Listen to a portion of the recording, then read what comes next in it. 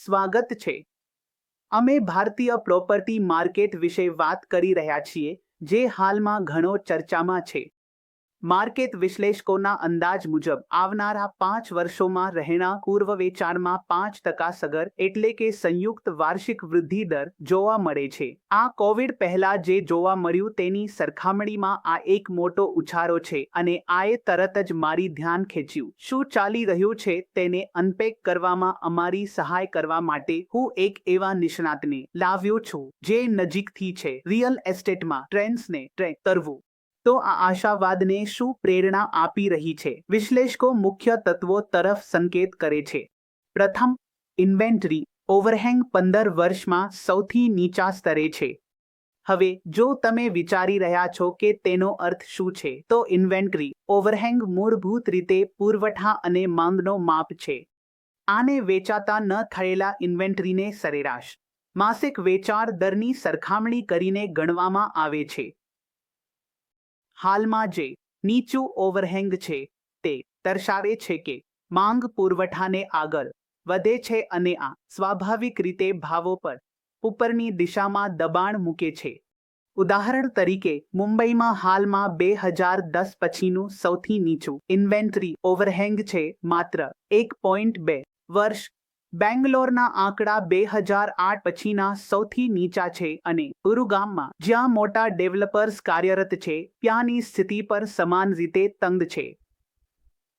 સરળ શબ્દોમાં કહીએ તો હાલની ગતિએ મુંબઈમાં બેચી ગયેલા તમામ યુનિટ્સને સાફ કરવા માટે 1 વર્ષથી થોડું વધુ સમય લાગશે, જે પુરવઠામાં વાસ્તવિક અછત તરફ સંકેત કરે છે। હવે ચાલો સસ્તીતા વિશે વાત કરીએ। આ વિરુદ્ધ લાગતું હોઈ શકે છે કારણ કે ભાવો વધતા જાય છે ને, પરંતુ સસ્તીતા વાસ્તવમાં 15 વર્ષમાં સૌથી સારી સ્થિતિમાં છે। વિશ્લેષકો આને કેવી રીતે માપે છે તે છે અને ઘરેલું આવકના પ્રમાણનો ઉપયોગ કરીને મૂળભૂત રીતે આવકનો તે ટકા જે મોર્ટગેજ ચૂકવણીઓમાં જાય છે। મુખ્ય શહેરોમાં આ પ્રમાણ 21% થી 51% વચ્ચે છે। મુંબઈમાં સૌથી મોંઘા બજારમાં પર 2010 પછી સસ્તીતા નોંધપાત્ર રીતે સુધરી છે। ભાવો વધવા છતાં આનું કારણ એ છે કે આવક પણ વધી છે, જે લોકોના મોટા હિસ્સા માટે વસ્તુઓને વ્યવસ્થિત રાખે છે। વ્યાજ દરો છે ત્રીજું મોટું તત્વ। હા, છેલ્લા કેટલાક વર્ષોમાં દરો વધ્યા છે, જે સસ્તીતા પર અસર કરે છે, ખાસ કરીને બજેટ મૈત્રીપૂર્ણ વિભાગોમાં। પરંતુ વિશ્લેષકો હવે માનતા છે કે વ્યાજ દરનો ચક્ર શિખર પર છે। જ્યારે ઉધારના ખર્ચમાં શક્યતા મુજબ રાહત આવે છે, ત્યારે ઘર માલિકી વધુ સગવડભર્યું બની જાય છે, ખાસ કરીને નાના 1 અને 2 યુનિટ્સ માટે। આ 3 તત્વો પુરવઠાને મર્યાદિત કરે છે, સસ્તીતા સુધારે છે અને નીચા વ્યાજ દરોની સંભાવના ડેવલપર્સ માટે મજબૂત પરિસ્થિતિ બનાવે છે। અમે જે બીજી વસ્તુ જોઈ રહ્યા છીએ તે છે ડેવલપરનું સંકલન। સેક્ટર તૂટેલા અને અસ્પષ્ટ હોવાથી વધુ સંકલિત અને પારદર્શક તરફ જઈ રહ્યો છે। સુધારાઓ જેમ કે કડક નિયમનના અમલથી નબળા ખેલાડીઓને બહાર કાઢી લીધા છે, જે મોટા આર્થિક રીતે મજબૂત ડેવલપર્સને ફાયદો આપે છે, જેમણે પુરાવા આપેલા ટ્રેક રેકોર્ડ ધરાવે છે। ખરીદારો માટે આ સારી ખબર છે।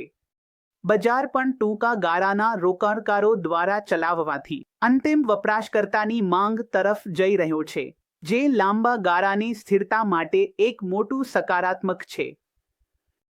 રોકાણકારો, ખાસ કરીને અનુમાન લગાવનારા, ભાવમાં ફેરફારો માટે સંવેદનશીલ હોય છે। જ્યારે ભાવ ઘટે છે ત્યારે તેઓ ઘણીવાર ઝડપથી વેચાઈ જાય છે, જે ઘટાડાને વધુ ખરાબ બનાવે છે। બીજી બાજુ, અંતિમ વપરાશકર્તાઓ, જે લાંબા ગાળાની જરૂરિયાતો દ્વારા પ્રેરિત છે, રહેવા માટે ઘરો ખરીદી રહ્યા છે, ટૂંકા ગાળાના લાભો માટે નહીં। આ ફેરફાર બજારને ઓછું અસ્થિર અને વધુ મજબૂત બનાવે છે। હવે કેટલાક લોકો સંપત્તિના બબલ વિશે ચિંતા કરી શકે છે, પરંતુ વિશ્લેષકો માનતા છે કે ભારતનો બજાર અમેરિકામાં જોવા મળતા બજારોની સરખામણીમાં બંધારણાત્મક રીતે અલગ છે। જાપાન તે ચીન એક સૌથી મોટો કારણ એ છે કે અન્ય દેશોમાં સંપત્તિના બબલના શિખર પર ઘરનું દેવું જીડીપીના ટકાવારી તરીકે અમેરિકામાં ખૂબ જ ઊંચું હતું, 93%, જાપાનમાં 68% અને ચીનમાં 62%. ભારતમાં તે સંખ્યા વધુ તંદુરસ્ત 42% પર બેસે છે, જે સલામતી જાળ તરીકે કામ કરે છે. ભારતનો શહેરીકરણ દર બીજું મહત્વપૂર્ણ તત્વ છે. તમે માત્ર 35 થી 36% પર છો. આ અમેરિકામાં જોવા મળતા 75% કરતાં ઘણું ઓછું છે, અને જાપાન જ્યારે તેમના સંપત્તિ બજારો શિખર પર હતા. આથી વધુ લોકો શહેરોમાં જતા વિકાસ માટે ઘણો જગ્યા રહે છે. આને અનુકૂળ વસ્તીગણના સાથે જોડો.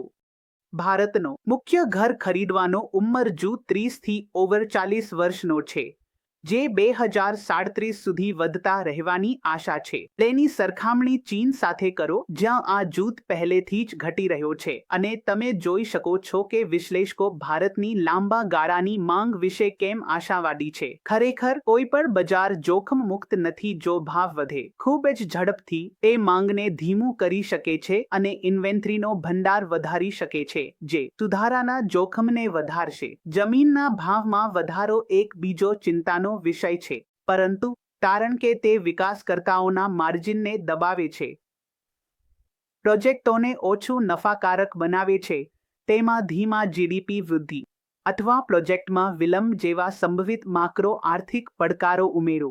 અને સ્પષ્ટ છે કે તકો સાથે સાથે દેખરેખ રાખવા માટે જોખમો છે. જો કે રસપ્રદ વાત એ છે કે રિયલ એસ્ટેટમાં વૃદ્ધિ ઘરોમાં જ અટકતી નથી. એક ફરતા સંપત્તિ બજાર અન્ય ઉદ્યોગોમાં તરંગી અસર કરે છે. નિર્માણ, બાંધકામના સામાન, ઘરના ઉપકરણો, ફર્નિચર અને મોર્ટગેજ અને હોમ લોન જેવી નાણાકીય સેવાઓ. તે નોકરીઓનું સર્જન કરે છે, વિદેશી મૂડીરોકાણને આકર્ષે છે અને ઇન્ફ્રાસ્ટ્રક્ચરનો વિકાસ કરે છે. પરિવહન, ઉપયોગિતાઓ અને અન્ય આવશ્યક સેવાઓમાં સુધારો કરે છે. આ માત્ર ઘરો બનાવવાની બાબત નથી, આ સમગ્ર ઇકોસિસ્ટમ બનાવવાની બાબત છે. આમાં એક સામાજિક પાસો પર છે. જ્યારે લોકો તેમના ઘરના મૂલ્યો વધતા જોઈને, તે તેમની આત્મવિશ્વાસ અને આશાવાદને વધારવા માટે મદદ કરે છે. આથી અર્થતંત્રમાં વધુ ખર્ચ અને રોકાણ થઈ શકે છે. બીજી બાજુ, ભાવમાં ઝડપી વધારો કેટલાક માટે આવાસને પોષાય તેમ નથી, અસમાનતા ઊભી કરી શકે છે અને સંભવિત સામાજિક તણાવ. નીતિ નિર્માતાઓ વૃદ્ધિ સુનિશ્ચિત કરે. ભારતીય માર્કેટ સંભાવના ભરપૂર. વિશ્લેષકો વૃદ્ધિ જોતા ડેમોગ્રાફિક્સથી સમર્થિત. ભારતીય પ્રોપર્ટી માર્કેટ જટિલ છે, પરંતુ સંભાવના ભરપૂર છે. વિશ્લેષકો વૃદ્ધિ માટે મજબૂત કેસ જુએ છે, જે અનુકૂળ વસ્તી વિષયક શહેરીકરણ અને માળખાકીય સુધારાઓ દ્વારા સમર્થિત છે. સાથે સાથે ભાવના અંધારણાઓ પર નજર રાખવી મહત્વપૂર્ણ છે, અને પુરવઠામાંનો અસંતુલન ખૂબ જ મહત્વપૂર્ણ છે. ભારતના પ્રોપર્ટી માર્કેટના આ વિષયમાં જોડાવા માટે આભાર. મને આશા છે કે તમને આજે સ્થિતિ કઈ રીતે છે અને તે કયા દિશામાં જઈ રહી છે તે અંગે વધુ સ્પષ્ટ દ્રષ્ટિકોણ આપ્યો. આગળની વાર સુધી